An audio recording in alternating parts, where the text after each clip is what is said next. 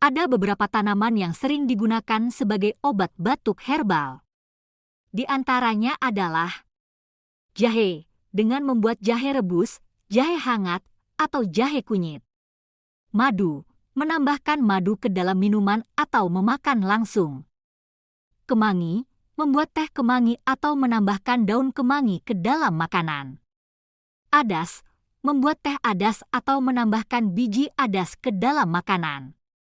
Temulawak, membuat teh temulawak atau menambahkan temulawak ke dalam makanan.